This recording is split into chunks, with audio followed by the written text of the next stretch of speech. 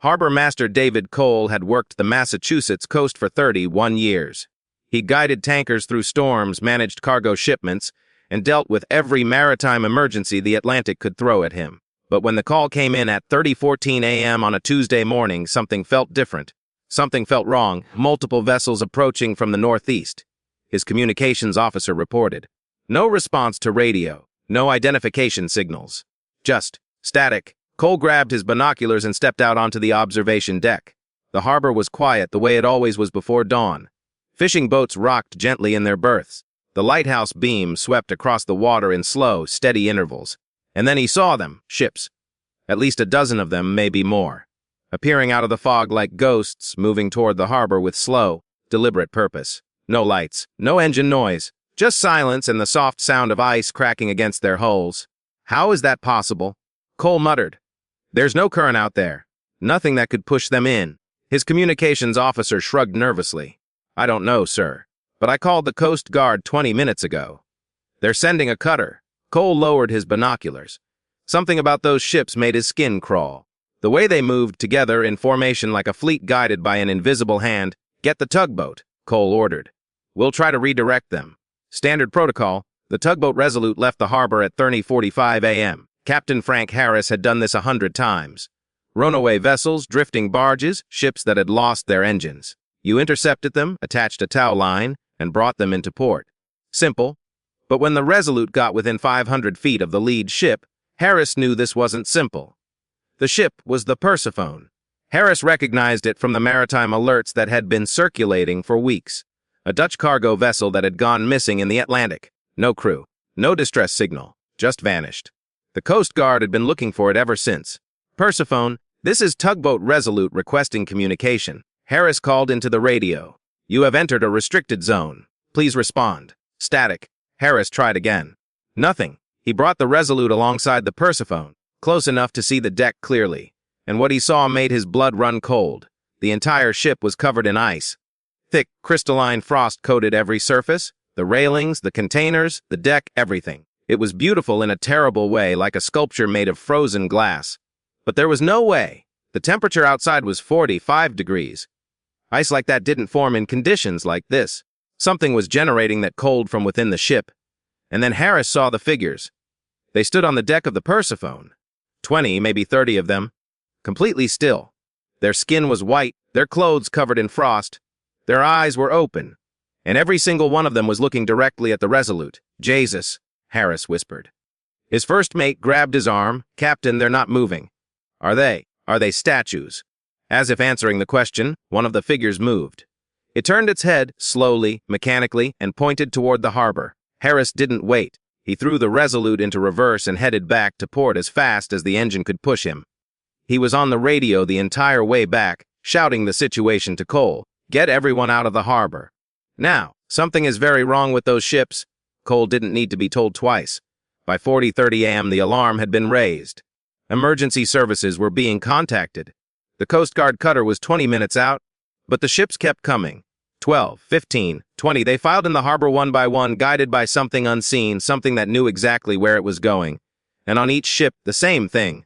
Frozen crews. Black eyes. Watching, waiting. At 5:15 a.m., the first ship touched the dock. Nobody on board tried to dock it. No one steered it into port.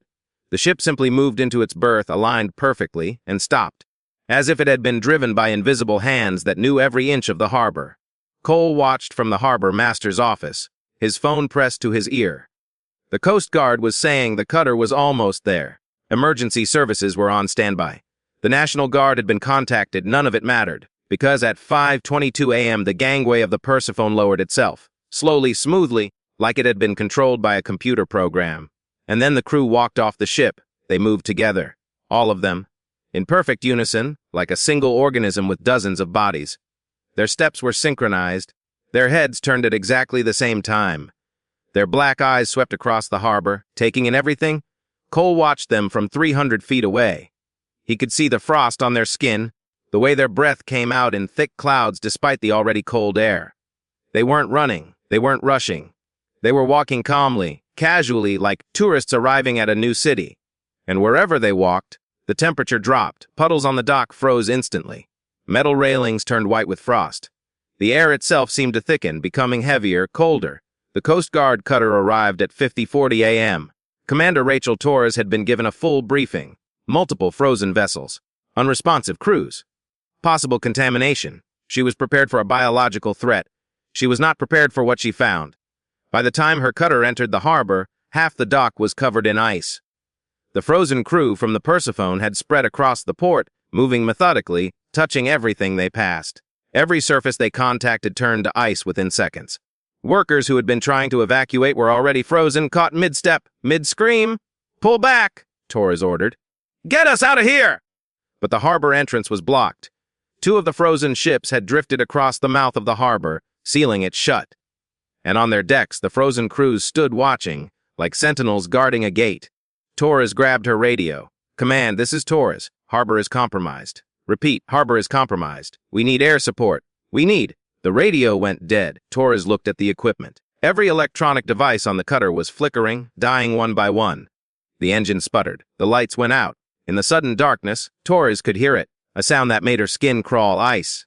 Forming! Everywhere, rapidly, aggressively, spreading across the cutter like a living thing. Racing across the deck, up the walls, covering the windows, and from the frozen ships surrounding them, dozens of black eyes watched in silence. Cole had made it off the harbor. He drove through the small coastal town, heading inland, heading away from the water. Behind him, he could see the cold spreading. Frost creeping along the streets, across car windshields, up the sides of buildings. He grabbed his phone. No signal. The towers must have been affected. He tried the car radio. Nothing but static. He drove faster. At the edge of town, he stopped the car and looked back. The harbor was invisible now, hidden behind a wall of fog and ice.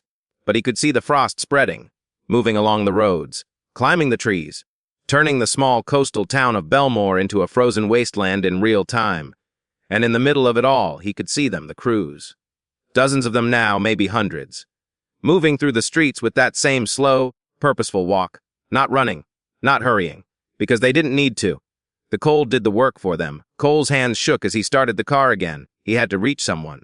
The nearest city, the military, anyone. Because what was happening in Belmore wasn't staying in Belmore. He could feel it. The cold had a hunger, a direction. It was spreading and it wasn't going to stop. Not until everything was frozen. Not until everything was theirs. He looked at the thermometer on his dashboard. It read 22 degrees. And it was still dropping. In the rearview mirror, the fog was getting closer.